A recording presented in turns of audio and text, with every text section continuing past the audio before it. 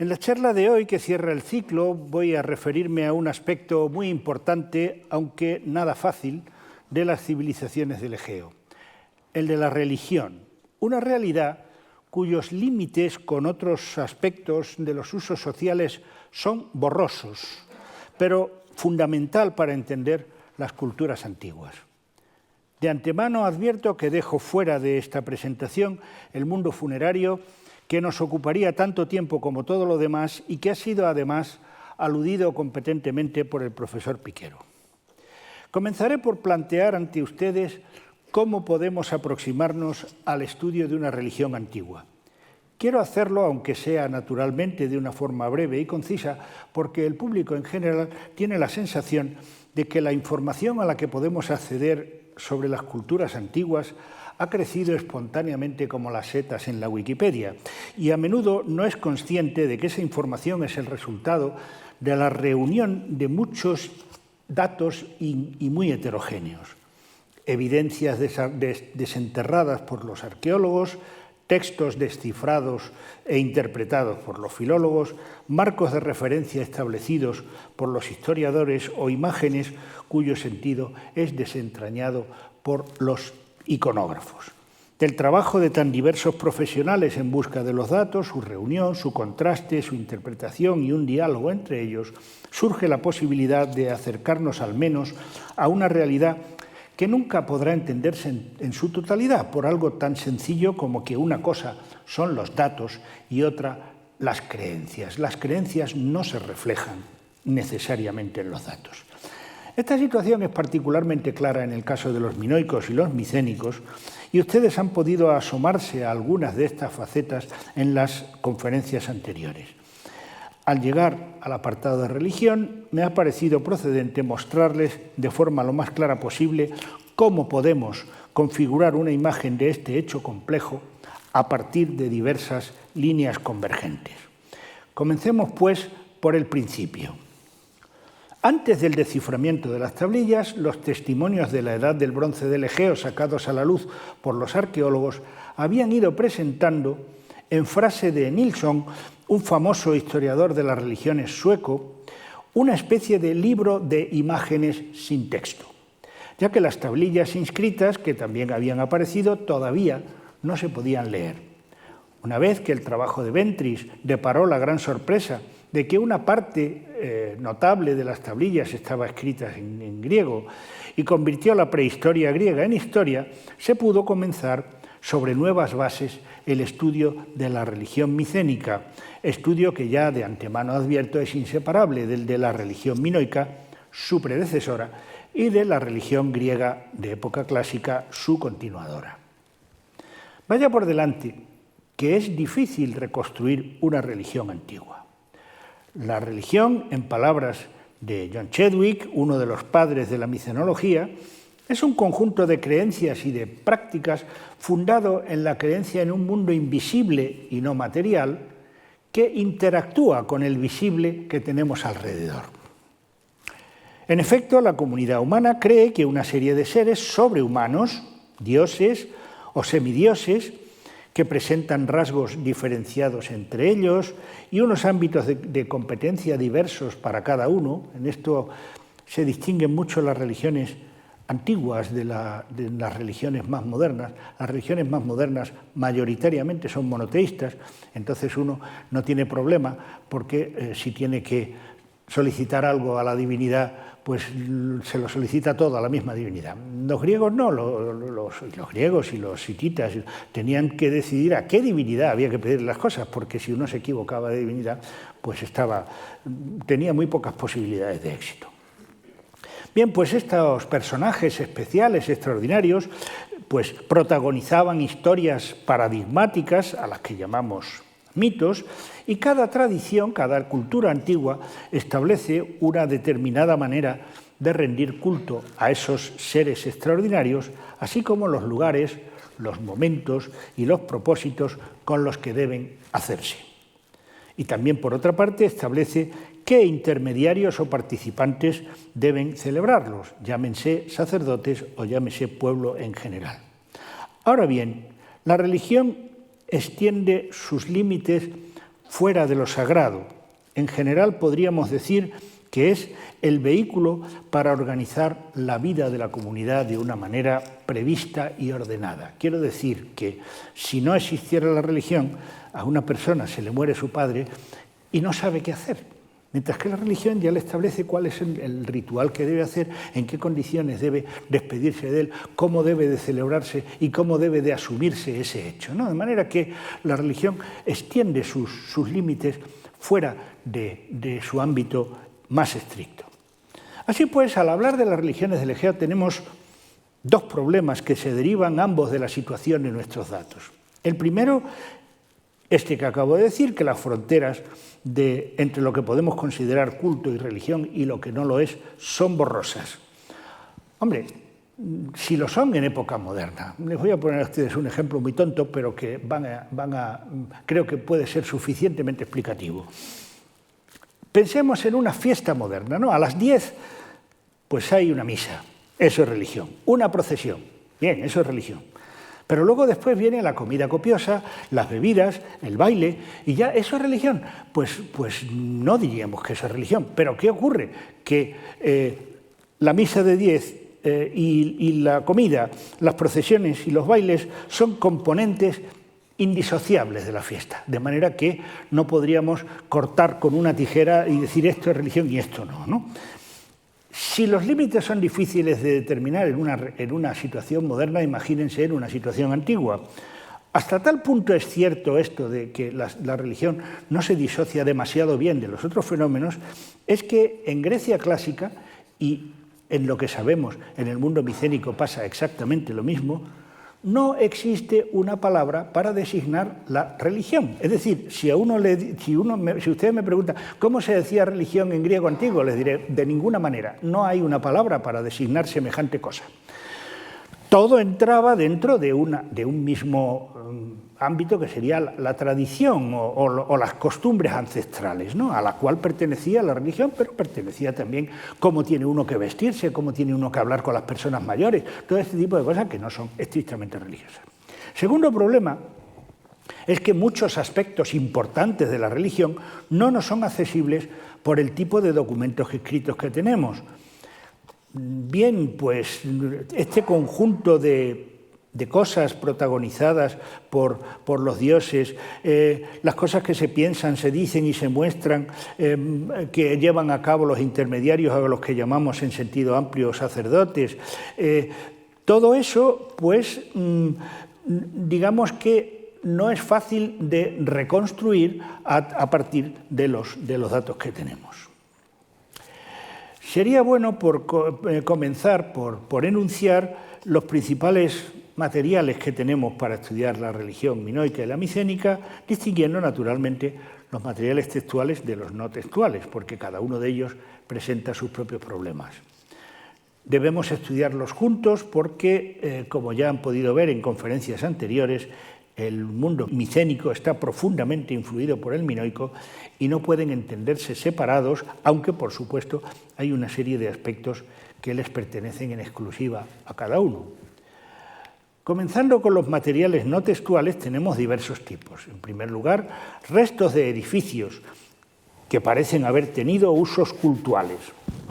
La primera característica de las religiones del Egeo es la ausencia en los vestigios arqueológicos de un tipo de edificio muy característico del Próximo Oriente, el Gran Templo, como este Gran Templo de Hattusa, un templo hitita, un templo que es inmenso y que no es el único de la ciudad. Fíjense ustedes qué estructura, toda esa estructura que ven ahí es el templo, ¿no? Bien, en el mundo minoico y en el micénico no tenemos espacios monumentales de este tipo. Baste ver como contraste del gran templo de Hattusa el espacio que ocupa toda Micenas, o sea, esto es Micenas entera, de manera que el templo de Hattusa sobresaldría por los 4 lados de Micenas, ¿no? Bien, claro, hay que tener en cuenta que Hattusa, donde está el gran templo, tiene 6 kilómetros de muralla, ¿no? O sea que, bueno, eso para... Bien, dentro de este espacio, solo una pequeña parte, digamos que sería aproximadamente unas partes de aquí tienen usos religiosos. Bueno, aparte del círculo de tumbas A, del que ya les han hablado a ustedes varias veces.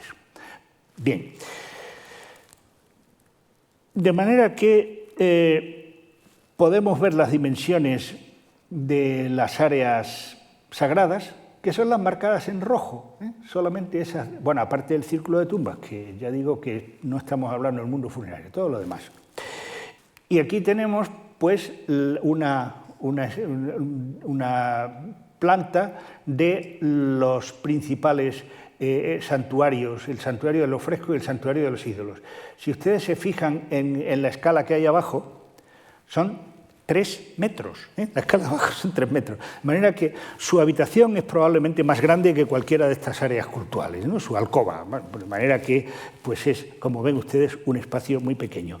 Tampoco hay, consecuentemente, otro fenómeno que esperaríamos, que es la gran estatua de culto. No hay estatuas de culto grandes, hay estatuillas, votivas y cosas que se ofrecen y demás. Pero no es solo cuestión de tamaños. Se trata de que incluso es problemático identificar un espacio claramente como religioso. Bueno, si hay elementos característicos como estatuillas o imágenes, lugares para verter libaciones, restos de sacrificios, por ejemplo, hay a veces que hay cenizas y restos de animales quemados y todo este tipo de cosas, y no es una cocina, pues es entonces un edificio religioso. Y a veces decimos que una cosa es religiosa porque no tenemos ni idea de para qué sirve, ¿no? Y cuando uno no tiene ni idea de para qué sirve una cosa, dice, será religiosa. Les cuento una anécdota que no tiene mucho que ver, pero durante mucho tiempo habían encontrado una serie de objetos de barro que eran una especie de círculo con agujeros, un objeto religioso y tal. Era una cosa para trasvasar líquidos. Cuando apareció uno entero era una cosa, una pipeta, esa se metía dentro, se tapaba con el dedo, se trasladaba, se abría y trasladaba el líquido. O sea, de uso religioso nada. Pero mientras que no sabíamos para qué, pues será religioso.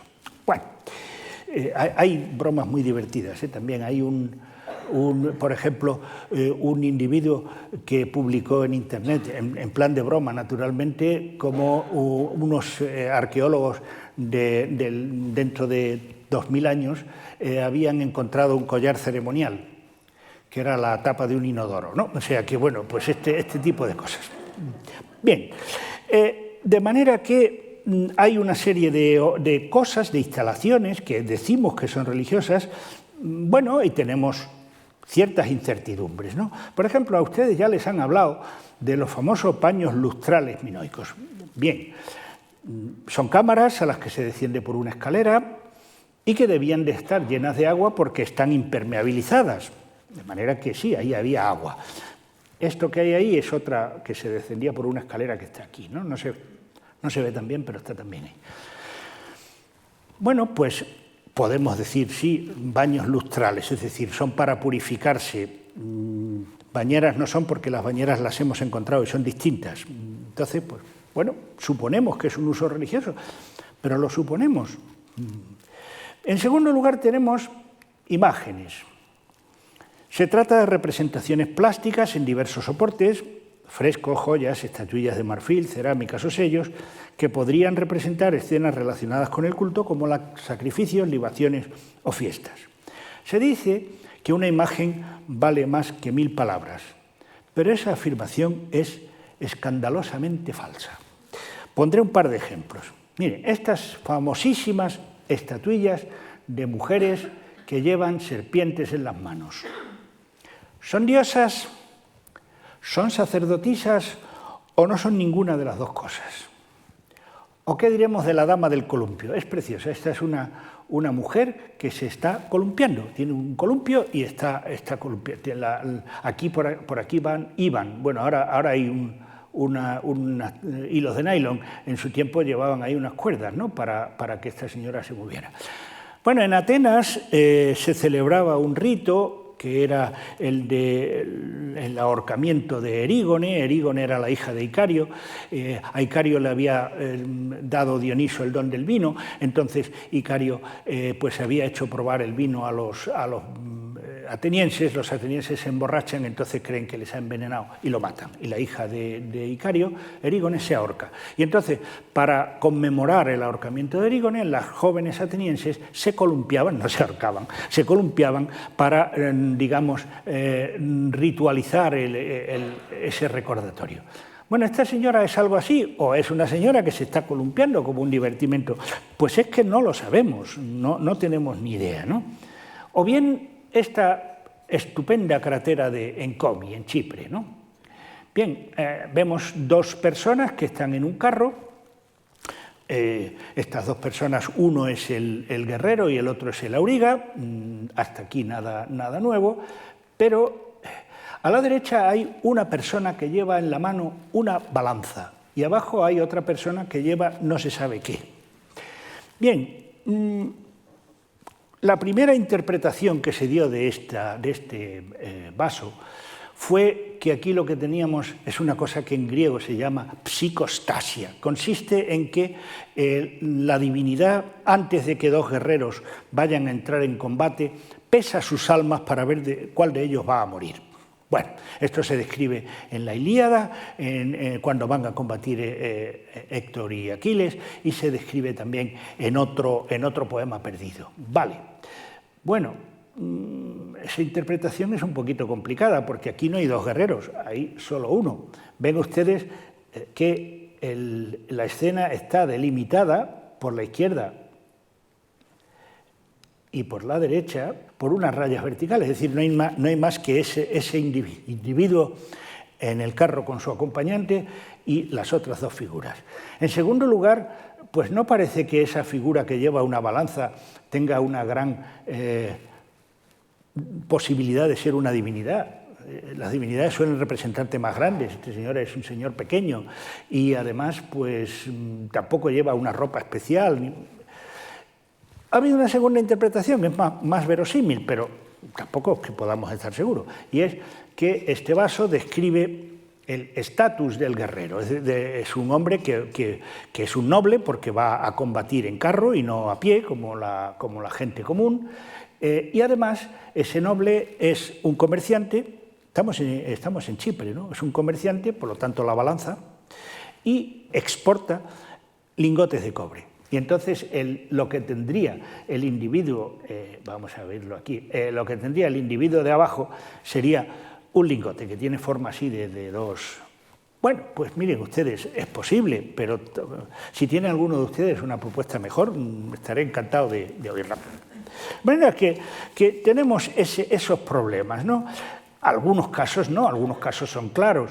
Hombre, el sarcófago de Haya Tríada, del cual le han hablado ya muy a menudo varios conferenciantes, pues está muy claro. Ahí hay una res que está atada, hay unas sacerdotisas que están imponiendo las manos sobre la res, hay un individuo que toca un instrumento que se llama el diablo o la doble flauta, hay un recipiente para recibir la sangre del animal, hay jarros de agua. Es decir, esta escena se interpreta bien, no tenemos problema, pero lamentablemente no es el caso mayoritario. Siguiendo con los materiales no textuales, pues hay símbolos religiosos típicos, ¿no? Por ejemplo, la doble hacha. Hay dobles hachas de todos los tipos y de todos los tamaños, ¿no? Esta tercera es muy grande, levanta, digamos, como unos 3 metros del suelo. En cambio, la de oro es una cosa así de pequeña, ¿no? Y lo otro está marcado en la roca, ¿no? De manera que esto sería también un símbolo sagrado. También están los llamados cuernos de consagración, que les acabo de hablar de ellos, ahí los tienen, y a veces pues están las dos cosas, ¿no? En este sepulcro que está en Janiá, pues hay unos cuernos de consagración y dentro una doble hacha.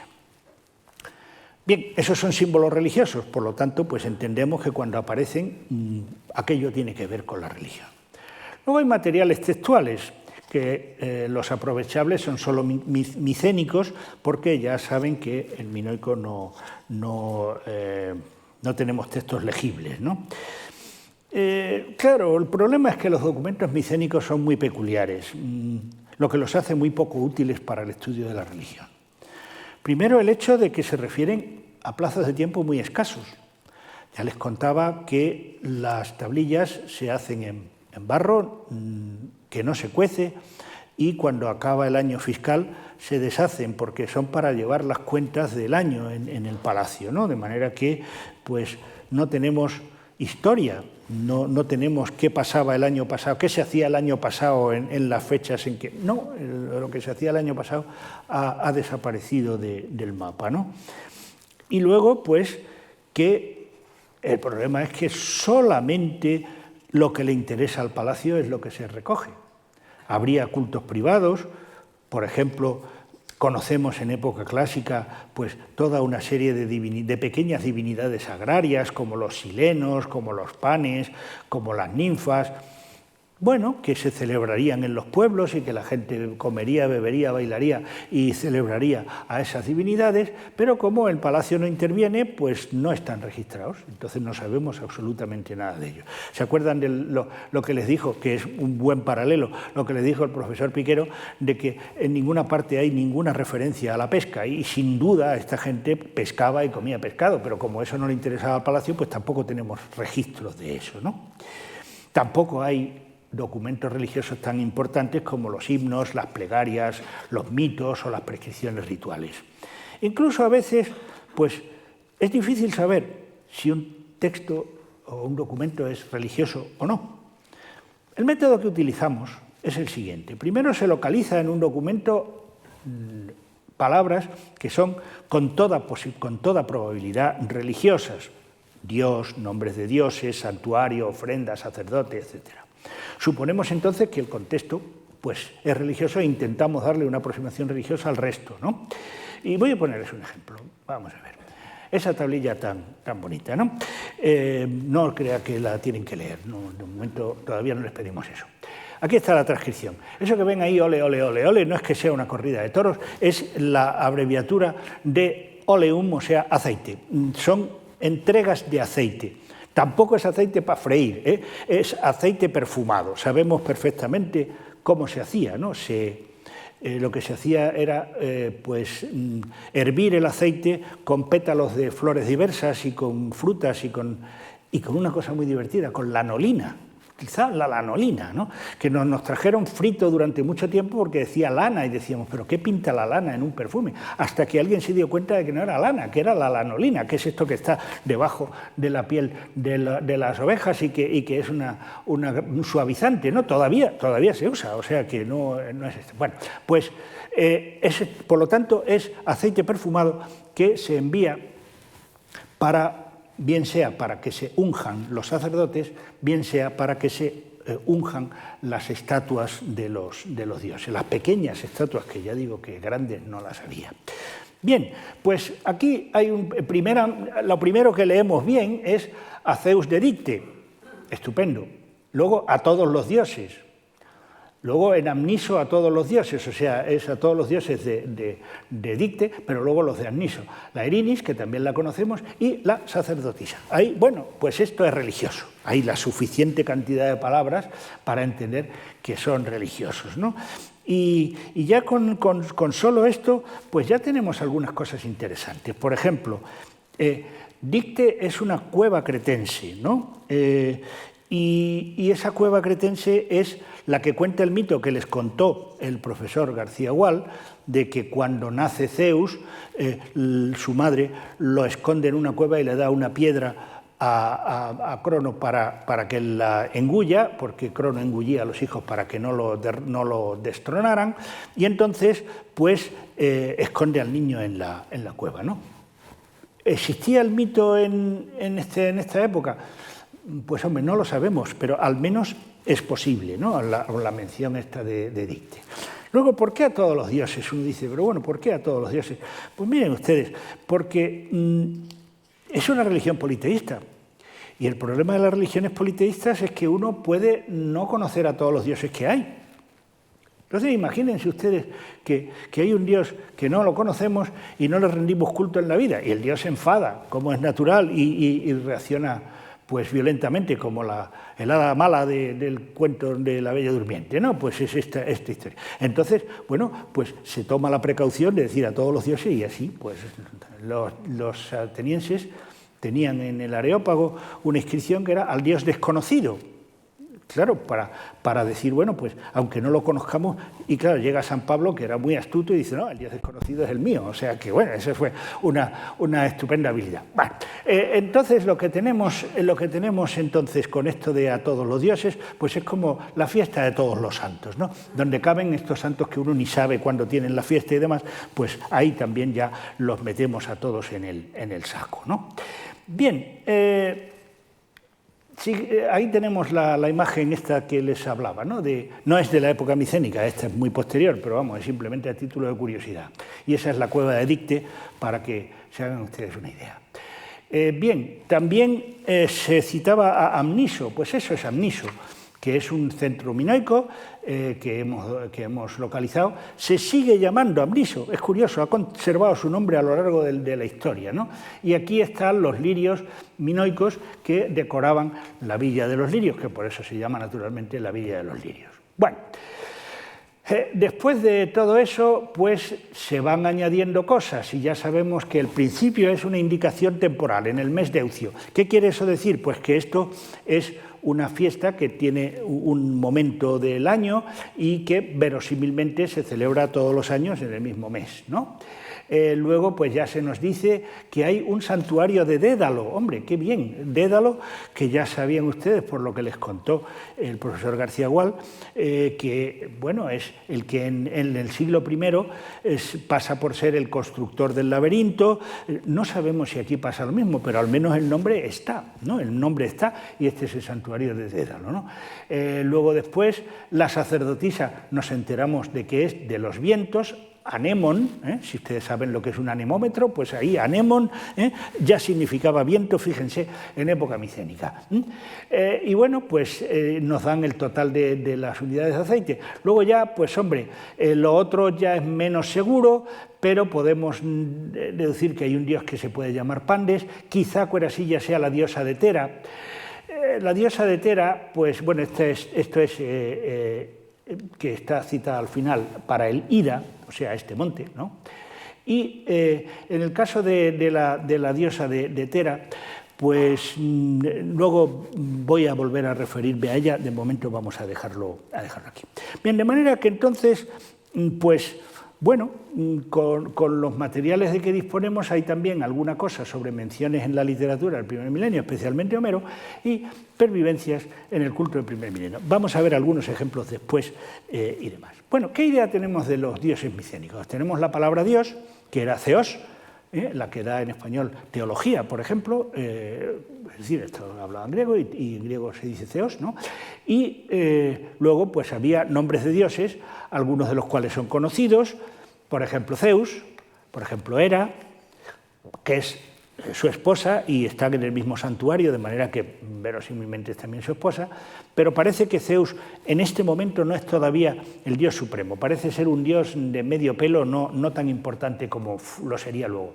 Posidón, en cambio, es muy importante en Pilo, lo cual es interesante porque coincide con una cosa que nos dice la Ilíada, ¿no? La Ilíada, cuando Telémaco está buscando noticias de su padre, visitando a otros reinos, llega precisamente a Pilo, que está bajo el reinado del rey Néstor, y encuentra que Néstor está celebrando un banquete en honor de Posidón con el sacrificio de bastantes toros. Es curioso porque tenemos en Pilo, lo veremos luego, tablillas en las que nos indican que hay unas fiestas en honor a Posidón y en la que se mueve una considerable cantidad de carne. Bien, también tenemos a Atenea. Atenea es curioso porque Atenea es la diosa de Atenas, ¿no? ¿Y qué hace Atenea aquí? Pues no lo sabemos, pero el caso es que esa leyenda, ese mito que dice que los atenienses tenían que entregar cada X tiempo unos jóvenes para el Minotauro, pues parece que indica que había algún tipo de relación entre Creta y Atenas en época antigua, pero no sabemos qué es lo que ocurre, ¿no? También está Artemis, también está el dios de la guerra, Ares, también está Hermes, Y también está Ilitia, la diosa de los embarazos y de los partos, ¿no? Que además está precisamente en la ciudad de Amniso, esta que hemos visto antes. Es decir, que ya Ilitia tenía culto en el mismo sitio donde tiene luego culto en el primer milenio, ¿no? Especialmente interesante es el caso de Dioniso, ya que su aparición en las tablillas significó la negación de una hipótesis que durante muchos años se había dado por absolutamente segura, ¿no? Una hipótesis que planteó un alemán que decía que había una serie de datos, no les voy a aburrir a ustedes con los detalles, que indicaban que Dioniso había llegado a Grecia en una época muy tardía, rozando la época de Homero, digamos siglo VIII a.C. Pues no, está en tablillas micénicas del 1400. ¿Qué le vamos a hacer, no? El pobre hombre pues se equivocó. Bueno, no pasa nada tampoco. Bien, pues en esta tablilla, que es de la Canea o de Jania o de Candía o como quieran ustedes llamarlo, pues se menciona al santuario de Zeus, para Zeus una ánfora de miel y para Dioniso 2 ánforas de miel. De manera que Zeus y Dioniso comparten santuario, no están relacionados. En el primer milenio Dioniso es hijo de Zeus. Podemos suponer que si están en el mismo santuario también, en este caso eran digamos, padre e hijo. Y esta tablilla ya permitió identificar con toda claridad que Dioniso era un dios. Lo digo porque habían aparecido tablillas que se mencionaba un Dioniso y como estaba la teoría esta, Dioniso es tardío, pues no es el dios. El problema que tienen las teorías es que cuando cambian los datos, la gente intenta quitarse los datos de encima en lugar de cambiar la teoría, ¿no? Pero en este caso, pues lo que había que hacer, evidentemente, era cambiar la teoría. Entonces se le da una nueva interpretación a esta tablilla que tenemos aquí, que es una tablilla de Pilo, en donde pone para Dioniso en esta parte y por detrás dice para las mujeres de la tierra del vino. Es precioso, o sea que tenemos entonces una tablilla en que se indica que el culto de Dioniso estaba relacionado con el mundo femenino, igual que en el primer milenio, y que está relacionado con el vino, igual que en el primer milenio. De manera que esta cosa tan pequeña pues nos da una información muy interesante, ¿no? Y también aparecía este trozo de tablilla que decía de Dioniso, y no se sabía qué era aquello, pero este conocido de ustedes, porque se los presenté el primer día que hablé aquí, el profesor José Luis Melena, pues practicó el bonito deporte de pegar fragmentos, ¿no? Y entonces pues encontró el resto de la tablilla, y ahora ya se lee de Dioniso para el altar de cenizas 2 unidades mayores y 6 unidades menores de grano. Un altar de cenizas. Miren, hay 2 tipos de altares en la antigüedad. El altar que es una mesa, o sea, una mesa de piedra sobre la que se sacrifica al animal, que es propio de los dioses olímpicos, y hay otro tipo de altar, que es lo que se llama el altar de cenizas, que consiste en hacer un gran agujero en el suelo y se van quemando víctimas y se dejan las cenizas, y al final el altar de cenizas levanta como una montaña, pero inicialmente es esto, ¿no? Y esos son propios de los dioses que tienen que ver con el mundo inferior, con el más allá, con el Hades, ¿no? De manera que es muy interesante porque Dioniso se relaciona con el Hades, con el vino, con las mujeres, que es exactamente el mismo ámbito que tenemos en el primer milenio. Esto es interesante, ¿no?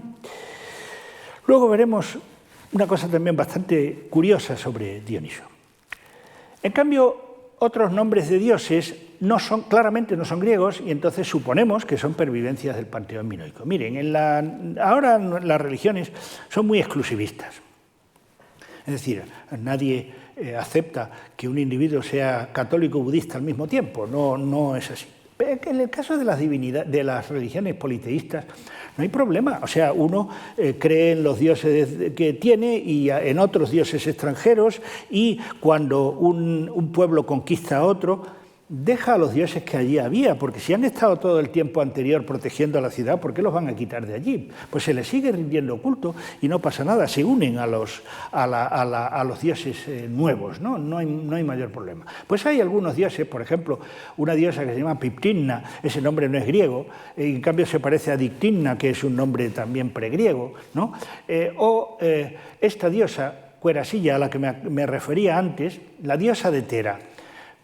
es curioso, ya les hablaron de que la isla de Tera, que tienen ustedes ahí, pues había sufrido una enorme, devastadora erupción, ¿no? Toda esa zona que ven ustedes en el interior, que ahora está ocupada por el mar, era la isla era redonda, y en el centro había un gran volcán, y ese volcán entró en erupción, soltó una cantidad enorme de lava, entonces se quedó hueco, al quedarse hueco se hunde, se hunde la parte de arriba, y al hundirse la parte de arriba origina un tsunami que debió de ser monumental. Se ven las huellas del tsunami de la explosión de Tera en medio Mediterráneo, ¿no? Y se cubrió el cielo de ceniza. Fue una cosa, bueno, yo no estaba, pero debió de ser una cosa verdaderamente muy terrible. Entonces la diosa de Tera, pues hombre, en un momento determinado es posible que los minoicos consideraran que era bueno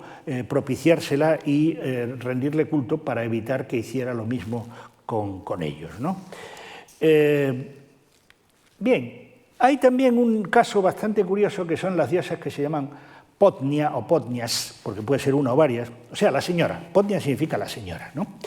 Y aparecen en todos los centros, en Noso, en Pilo, en Tebas y en Micena, acompañado de epítetos. Entonces no sabemos si el nombre más los epítetos es la misma diosa con advocaciones, como la Virgen del Pilar, la Virgen del Rocío, que son la misma, aunque no sé si los zaragozanos y los de Huelva estarían de acuerdo en eso, pero en fin, no entramos en disquisiciones. Y tenemos, por ejemplo, pues una señora del laberinto en Noso, una señora de Asia, o sea, de Asia Menor en Pilo, una señora Atenea, también en Pilo, y una señora de los caballos en Pilo, y la señora del grano en Micenas, que también habló de ella la profesora Fátima Díez y que se encuentra, es quizá el único caso de que podamos identificar a una diosa mencionada en los textos con una diosa en la iconografía, ¿no? Esta, porque, hombre, lleva dos espigas en la mano y está en un área de culto, pues debemos de suponer que es una diosa. Y luego hay ausencias significativas. Afrodita no está, la diosa del amor no está, Apolo no está y Deméter tampoco está. Bueno, pues es inútil discutir sobre las razones por las que no están, o sea que el hecho es que probablemente todavía no habían entrado a formar parte del panteón. Un caso curioso de menciones religiosas son una serie de animales que se mencionan en las tablillas de Tebas, mulas, serpientes, perros, grullas y pájaros, que han producido notable cantidad de interpretaciones, que son dioses con forma de animales, o sea, dioses totémicos, ¿no? Animales sagrados. Hay dos cosas que son malas para las dos explicaciones. Uno de los animales son mulos, y hombre, los mulos son cruces estériles. Eso no creo que nadie en su sano juicio se considere que puede haber un dios mulo, ¿no? O sea que, en fin, y que sean animales sagrados, pues es que se les ofrendan cosas como vino. Y yo no me imagino una serpiente bebiendo vino, por mucho que tenga imaginación. La solución más verosímil, curiosamente, se les ocurrió a dos personas al mismo tiempo, ¿no? A un profesor austriaco y a una profesora italiana. Y es que estos animales no son animales, son personas que se disfrazan de animales y a los que se les llama por el nombre de los animales con los que se disfrazan, ¿no? Hay muchos paralelos de esto, ¿no? Por ejemplo, tenemos las abejas sacerdotisas de Deméter, las osas adscritas a Artemis en Braurón, las lobas devotas de Dioniso, o las palomas profetisas del oráculo de Dodona, o los toros en la fiesta de Posidón en Éfeso, ¿no? Que no son naturalmente animales, son jóvenes que están interviniendo, ¿no? Y tenemos huellas, estas son de época clásica, estas no son micénicas, pero tenemos huellas de individuos disfrazados de animales de todo tipo, ¿no? Por ejemplo, ahí de aves, ¿no? Bien, y aquí de delfines. Bien, y aún hay un dato que parece indicar que estas tablillas con menciones de animales se refieren a una fiesta cultural con bailarines y con músicos, y es la mención en las mismas tablillas de Tebas en las que aparecen los diferentes animales, de 2 tocadores de lira. Es decir, que estaba la música, esto era el baile y había la música, ¿no? Como el individuo que tenemos en el sarcófago de Ayatriada, aquí, con una gran lira que está acompañando la escena de sacrificio. Lo más interesante es que tenemos una estupenda evidencia iconográfica, esta sí micénica, ¿no?, que es esa. Es un fragmento de fresco hallado en el centro cultural de Micenas con 3 personajes que son claramente humanos, tienen manos y están llevando una cuerda en la mano. Eso sí, llevan unas estupendas cabezas de mulo y, bueno, pues probablemente estos serían los mulos de los que habla o sea, personas que se disfrazan de animales. Hay paralelos, múltiples paralelos. En las fiestas hititas, por ejemplo, pues hay unos individuos que se disfrazaban de animales, que acudían a las fiestas y que, pues si eran perros ladraban, y hacían de animal, y luego pues les daban una pequeña paga por participar en la fiesta, ¿no? Bien, pasamos a una mención de los lugares de culto. En Creta la arqueología ha sacado a la luz diversos santuarios minoicos. Tenemos una tipología distinta para los santuarios minoicos y los santuarios micénicos. Santuarios minoicos, por ejemplo, son o bien de montaña, como este de Yuctas, o este de Petsofas, en donde se han hallado figuras votivas, como estas, cuernos de consagración y restos de hogueras y de sacrificios de animales, y otros espacios sagrados eran cuevas, en cuyo interior también se han hallado objetos identificables como objetos de culto. Había también un culto minoico de los árboles, del que naturalmente no nos ha quedado huella física, pero sí representaciones. Aquí tenemos unos de estos preciosos sellos de oro, en donde aquí sobre todo se ve muy bien que este árbol que tenemos aquí está metido en una especie de espacio, es decir, ese árbol es un árbol sagrado, no es un árbol cualquiera, ¿no? Y bueno, pues hay a su alrededor pues una serie de gente rindiéndole culto a estos.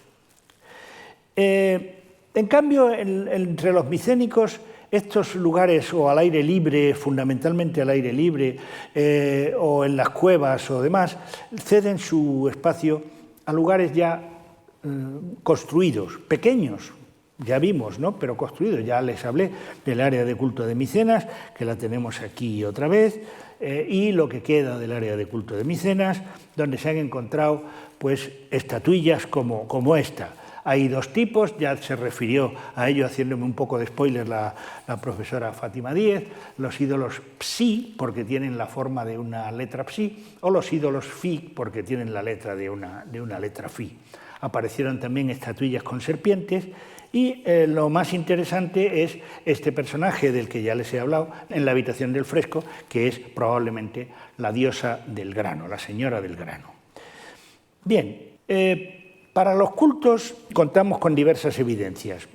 Bueno, por ejemplo, nombres de meses en donde se indica qué cultos se hacían en ese mes o ofrendas que se hacen en un determinado momento, pero lo más interesante es un caso que les voy a poner porque lo conocemos especialmente bien. Es el caso de Aya Irini, o sea, de Santa Irene en la isla de Ceos.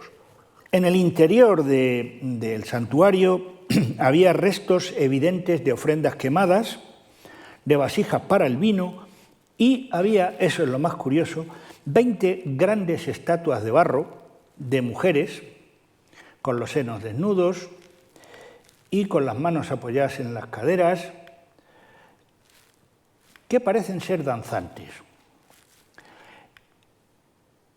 El hallazgo más significativo fue este que hay ahí abajo, que es a una de las esculturas se le rompió la cabeza y entonces, no ya en época micénica, sino en el primer milenio, es decir, ya en época posterior, se sitúa esa cabeza que se había roto sobre una especie de anillo, ven que está colocada sobre una especie de anillo en el suelo. Los arqueólogos han interpretado, y es muy verosímil, que se trata de representar la aparición del dios viniendo del inframundo. Dioniso es un dios que lo calificó un gran estudioso en su momento, del dios que viene, porque es un dios que no está todo el año en los sitios, ¿no? Sino que él está en otro lugar. Y cuando llega la fiesta, viene, lo pone todo patas arriba, porque durante esa fiesta se baila, se canta, se emborracha, todo ese tipo de cosas, la gente, y luego después se va y otra vez las cosas vuelven a su orden. Bueno, pues parece ser que lo que hicieron en el primer milenio fue representar con esta cabeza surgiendo del interior del suelo la presencia, la aparición de Dioniso para reunirse con estas mujeres que representan su cortejo o su séquito, ¿no? De nuevo, Dioniso relacionado con un culto con mujeres. También tenemos datos de fiesta, el nombre común es Eorte, como en el primer milenio, y hay una serie de fiestas que pueden más o menos interpretarse lo que son, ¿no? Por ejemplo, la fiesta en la que se lleva al dios. Les doy las traducciones, naturalmente, porque ya han tenido ustedes bastante micénico por ahí. La fiesta en la que se lleva al dios, que será probablemente una procesión. Luego está la fiesta en que se disponen los lechos.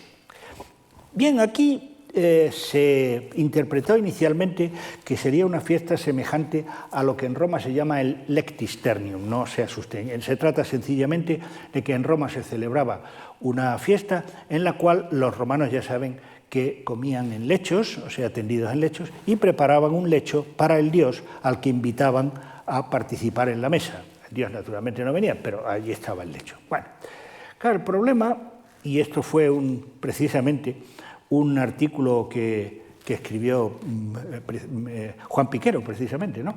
Y es que los micénicos comen sentados, no comen en lechos.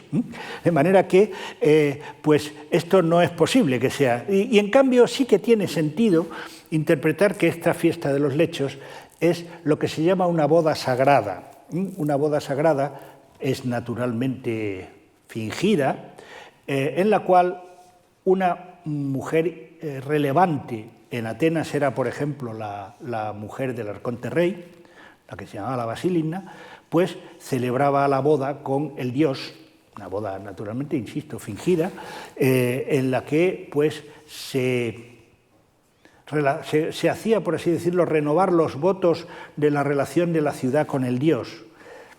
Algo parecido, mutatis mutandis, a la práctica que se hacía durante muchos años en Venecia de, digamos, la boda del dux con el mar, y se lanzaba un anillo al mar, y entonces era la relación de Venecia con el mar. Imagínense ustedes que ya estamos en una época en que no se cree que eso sea una divinidad, pero se siguen haciendo este tipo de cosas.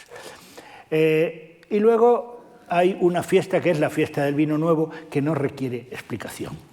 Bien, por otra parte hay anotaciones en tablillas que parecen traslucir preparativos para una fiesta. Por ejemplo, esta tablilla pues señala con ocasión de la iniciación del rey, se le envían al encargado de suministros una serie de cosas, ¿no? Cebada, juncia, harina, aceitunas, mosto, miel, higos, corderos, ovejas, cabritos, etcétera, etcétera, ¿no?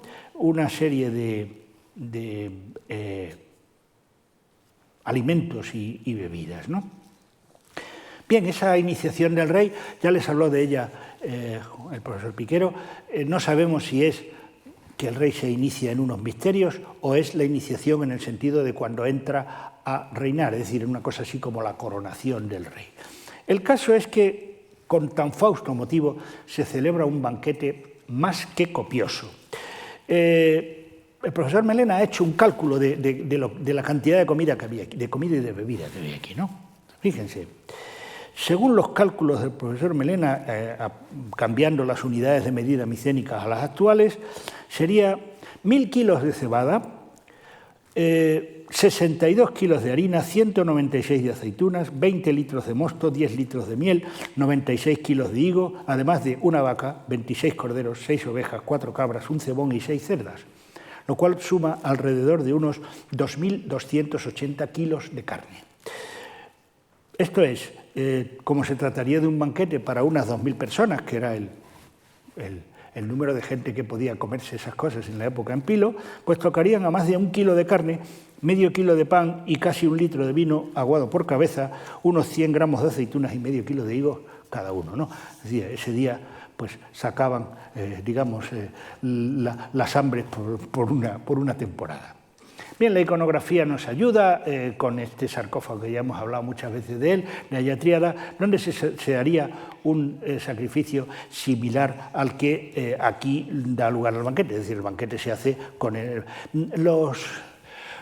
Los griegos en la antigüedad, y parece que los micénicos también, no concebían comer carne hasta ya muy tarde, si no era celebrando un sacrificio. Quiero decir que uno no iba al carnicero y se compraba medio kilo de carne, no, eso no se podía hacer, sino que había que hacer un sacrificio que además tenía una ritualidad complicada, había que preguntarle al animal si quería ser sacrificado, ¿no? Entre otras cosas.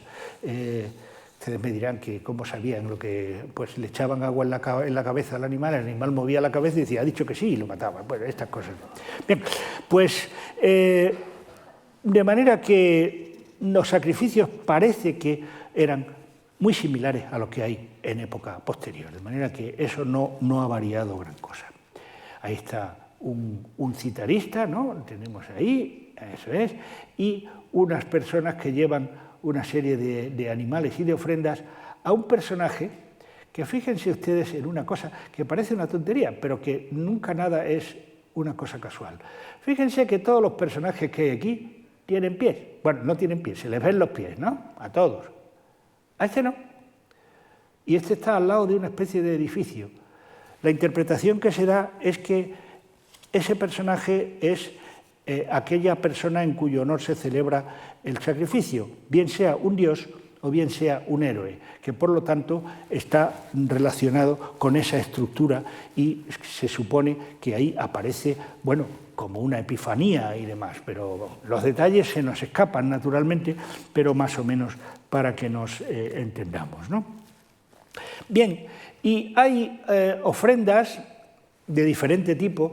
La más complicada es esta tablilla, que se considera, un profesor inglés la calificó como la peor pieza de caligrafía de la época micénica, porque está llena de tachaduras, las líneas están tuertas, empezó por un lado y luego la siguió por el otro. Bueno, pues bastante, lo cual dio lugar al desarrollo de mucha imaginación, que era un individuo que estaba asistiendo a una tormentosa reunión en donde se estaba tratando de centrar qué es lo que iba a hacer, relacionado con la idea de que unas personas que aparecen aquí como ofrendas a las divinidades eran sacrificios humanos. Eso ahora ya prácticamente no se lo cree nadie, y lo que pasa es que seguramente lo único que ocurría es que el escriba era un poco chapucero, pero eso es otra cosa que no ocurre nada.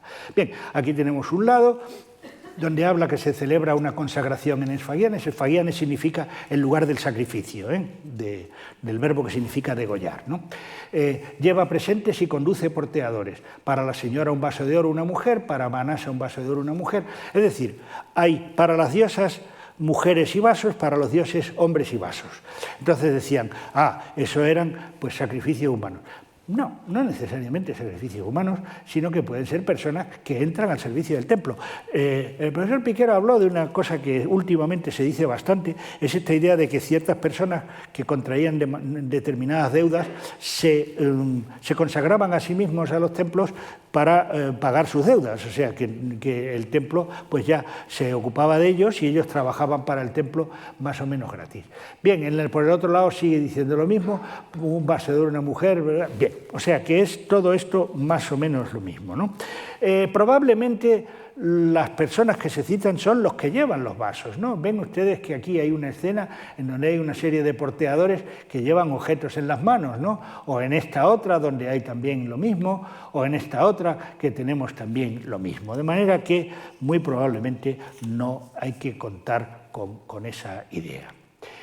Luego hay personal, ya vamos terminando, no se preocupen, personal relacionado con el culto, el término genérico para sacerdote, hiereus y hiereia, en español da eso lugar a hierático y a todo este tipo de cosas, es decir, los términos que en el primer milenio son para el sacerdote y la sacerdotisa. Esclavos del dios, que Pues unos autores dicen que estos esclavos del dios son como las esclavas de María, es decir, que es un título cultual, que no es realmente esclavitud, o bien, como ya digo que esto pues lo habló el otro día el profesor Piquero, pueden ser esclavos en el sentido de que entran a formar parte del servicio del templo. Hay también una clavera, una portadora de las llaves, con funciones probablemente administrativas, lo cual quiere decir que los templos guardaban, o sea, los templos, los santuarios guardaban cosas valiosas y que había alguien encargado de custodiarlas, ¿no? O hay palabras que pueden ser sacerdotales, como una cosa algo así como reverendo, hay nombres de oficio como un heraldo, en Eleusis había un heraldo, este es muy bonito, unas mujeres relacionadas con la cebada, que son un cargo hereditario. La tablilla donde están hacen una relación de quiénes son los padres y las madres de las chicas que están allí. Dice, su padre es sacerdote de tal, su madre es... O sea, no podía ir cualquiera a esa función, a la función de las mujeres relacionadas con la cebada.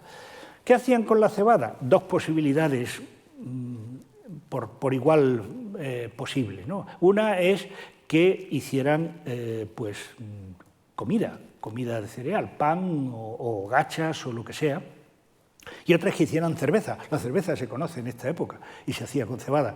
Entonces es posible que estas señoras pues estuvieran dedicadas a la fabricación de cerveza. Tenemos una serie de imágenes, no micénicas, pero sí egipcias, por ejemplo, en donde se ve pues esto, mujeres fundamentalmente, dedicadas a la fabricación de la cerveza. En cualquier caso, algo relacionado con la cebada.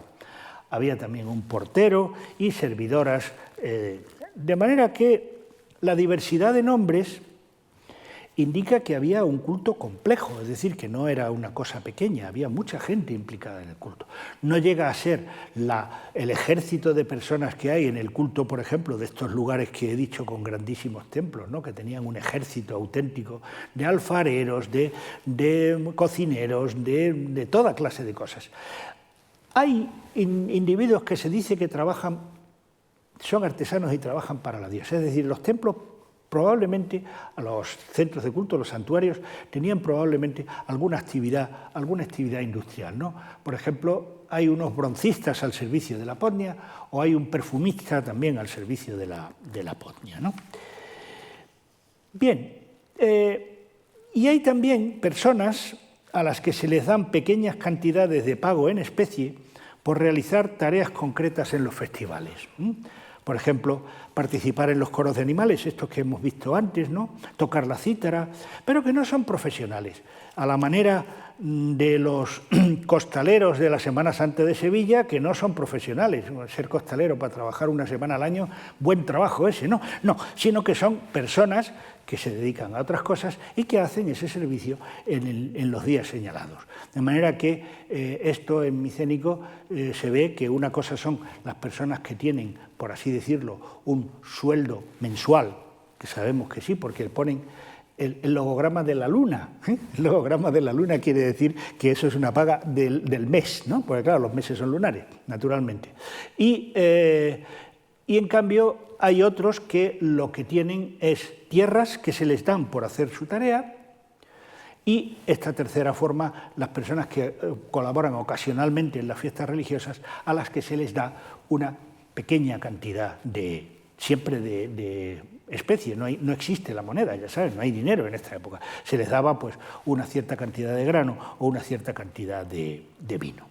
En fin, aunque no se puede profundizar por razones obvias y aunque son aún muchas nuestras ignorancias sobre la religión minoica y la micénica, creo que lo dicho bastará para que se hayan hecho una idea de cómo podemos acceder al conocimiento de ese mundo antiguo y misterioso a través del testimonio combinado de los textos, los objetos, las representaciones en obra de arte o los usos posteriores.